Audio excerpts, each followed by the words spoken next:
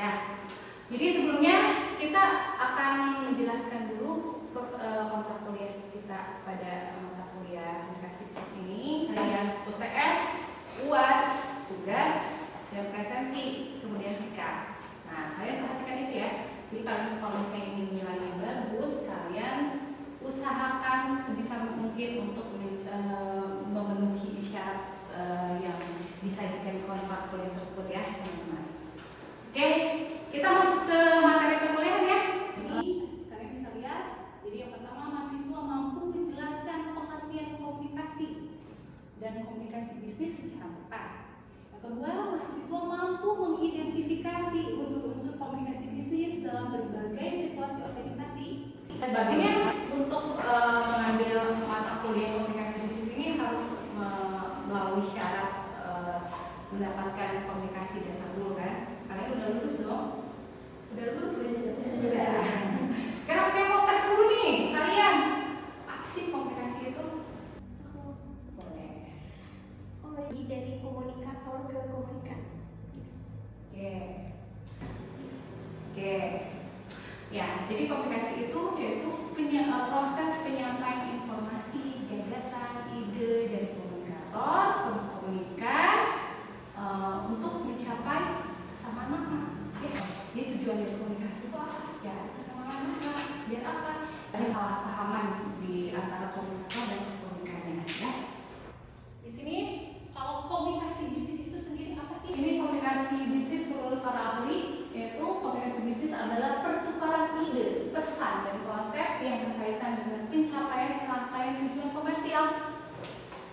Kasih warna-warna merah ini buat keywordnya ya. Jadi kalian kalau lupa akan definisi apa itu, kalian ingat keyword-keywordnya.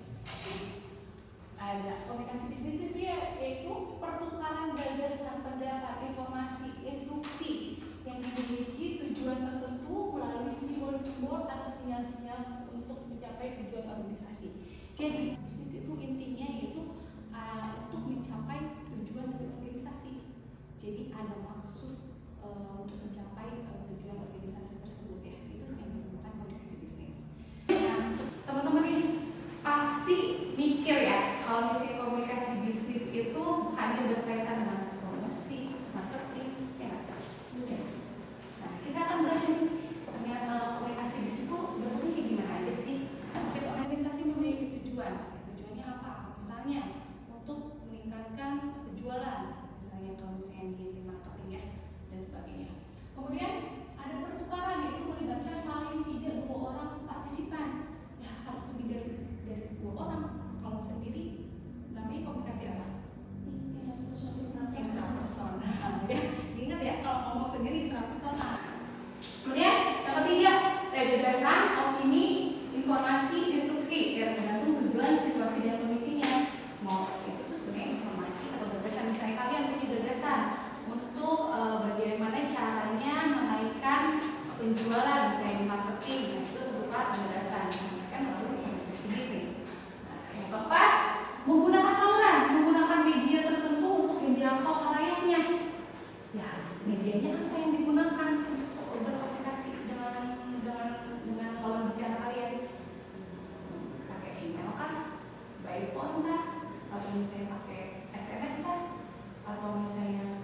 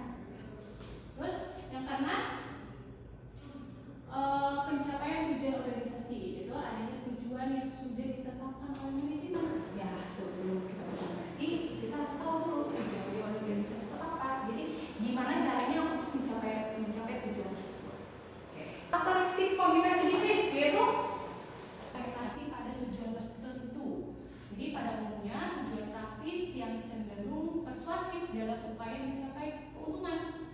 Ketika kita melakukan komunikasi bisnis, ada tujuannya, dan tujuannya itu mempersuasi, membujuk, biar orang itu mau sepakat dengan apa yang kita sampaikan. Ya. Bentuk-bentuk komunikasi bisnis. Nah, tadi udah disinggung ya. Kalian mungkin sekarang mikirnya komunikasi bisnis itu apa sih? Tentang promosi doang gitu ya? Ya nggak? Kalian yang dengar komunikasi bisnis itu selalu melulu tentang promosi, padahal komunikasi bisnis itu tidak selalu melulu tentang promosi, marketing dan sebagainya. Tapi komunikasi bisnis itu banyak bentuknya, seperti misalnya rekrutmen dan pelatihan karyawan, pembinaan karyawan, pelatihan hubungan dengan relasi dan pelanggan, pelaporan dan pemegang saham, penjualan dan promosi. Ketika kalian nih ya membeli suatu barang ya, terus kalian misalnya komplain dengan penjual melalui chat misalnya di Shopee gitu ya. Kalian sudah melakukan komunikasi bisnis. Itu hal sesederhana itu sudah melakukan komunikasi bisnis. Atau misal kalian di dalam perusahaan atau organisasi, misalnya mahasiswa kan organisasi ya. Misalnya kalian berbicara dengan ketua organisasi, sesama sejawat kalian yang sesama level divisi misalnya komunikasi, itu juga sudah komunikasi bisnis. Yang penting komunikasi bisnis itu tidak tujuannya ya untuk mencapai tujuan organisasi. Misalnya kita kalian melakukan komunikasi dengan organisasi itu ya buat misalnya agar efektivitas kinerja kalian lebih efektif gitu ya. Itu sudah komunikasi bisnis. Komunikasi efektif itu adalah kunci sukses. Ya kan kita melakukan komunikasi biar pesan kita tersampaikan dengan baik kan kepada klien yang kepada pembeliannya. Ya, biar misalnya kalau kita punya keterampilan komunikasi bisnis, jadi lebih efektif untuk melakukan sesuatu yang untuk mencapai tujuan organisasi. Membangun hubungan yang kuat. Ya, kalian misalnya ketika kalian sebagai penjual, ya kalian harus melakukan komunikasi bisnis misalnya dengan pelanggan. Yang buat apa? Untuk membangun hubungan juga biar mereka loyal kepada kalian gitu ya. Tidak cuma beli langsung kabur, tapi beli terus menerus gitu ya. Karena pengambilan keputusan, ya kan komunikasi bisnis. Jadi tujuannya kan jadi untuk mencapai organisasi, tapi berupa pesan yang persuasif, membujuk. Ayo dong, ikutin apa kata saya gitu lah istilahnya. Mempromosikan inovasi dan kreativitas. Ya, ketika misalnya ada suatu produk, kita misalnya punya produk baru, ya gimana caranya produk tersebut bisa orang-orang tuh bisa tahu produk kita tuh bagus gitu ya. Produk kita lebih baik daripada yang lain melakukan komunikasi bisnis misalnya dengan promosi gitu ya. Kemudian mengelola konflik. Kan konflik itu wajar ya ada di dalam organisasi. Nah, komunikasi bisnis itu dilakukan untuk yaitu menangani konflik. Konflik apa misalnya yang terjadi dengan komunikasi bisnis, karena bukan bersifat pribadi kan konflik di dalam organisasi itu misalnya konfliknya tentang organisasi. Meningkatkan kepuasan pelanggan. Ya, kalian kalau misalnya membeli suatu barang, tapi misalnya penjualnya judes, males kan? Ya, yes. Tapi kalau misalnya yang komunikasinya baik, ramah, kalian akan senang juga kan? Pasti akan balik lagi ke situ kan? Itu mencapai kepuasan pelanggan. Oke. Kemudian meningkatkan citra merek. Ya, ketika komunikasi kalian bagus, ya tutur kata kalian baik, mungkin akan nanti kalian ketika kalian mempromosikan suatu barang, ya misalnya mempromosikan barang, misalnya kalian bekerja sama dengan influencernya, misalnya kalian yang punya image-nya yang baik, ya buat apa? Biar meningkatkan citra merahnya gitu ya. Mungkin kalau makanya kan sekarang kalau misalnya ada kasus misalnya sama influencer, ada kasus jelek langsung dicabut kan itunya BA-nya gitu ya. Nah itu karena mereka bergantung juga kepada citra merah itu. Membangun kemampuan berkomunikasi.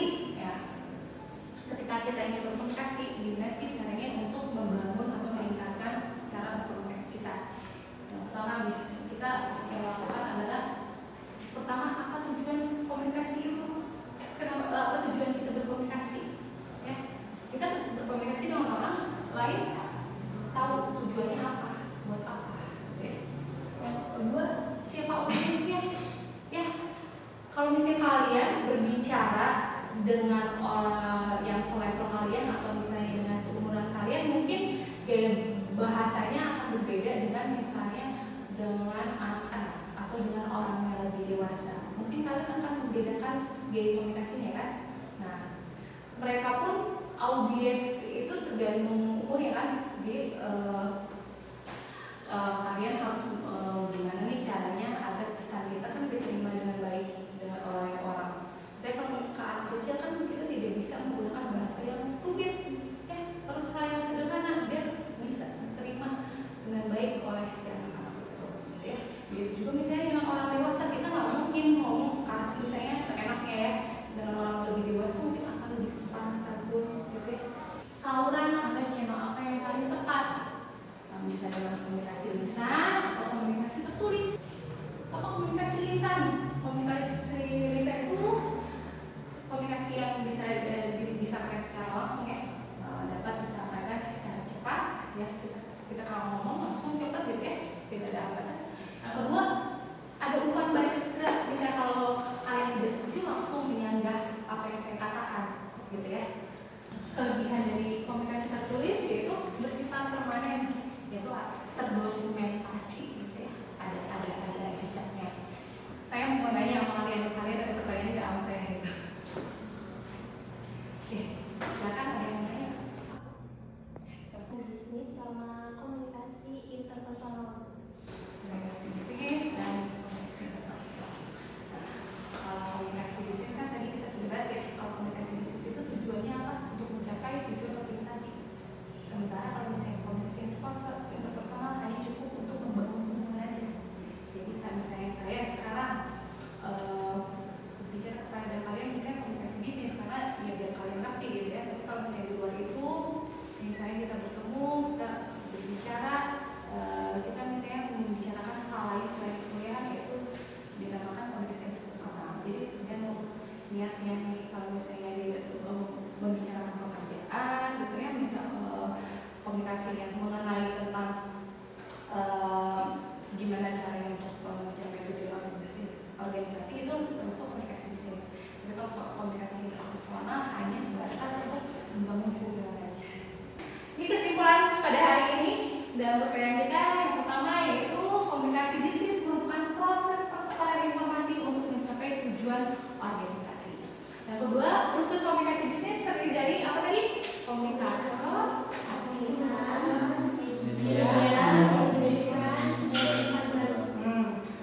komunikasi itu bisnis harus informatif, persuasif, ya, infonya jelas, membujuk gitu ya, informatif, dan berorientasi pada tujuan. Yang keempat, mencoba untuk membuat kuis pada kalian untuk hari ini ya. Coba ya kita kuisnya masuk ke dalam link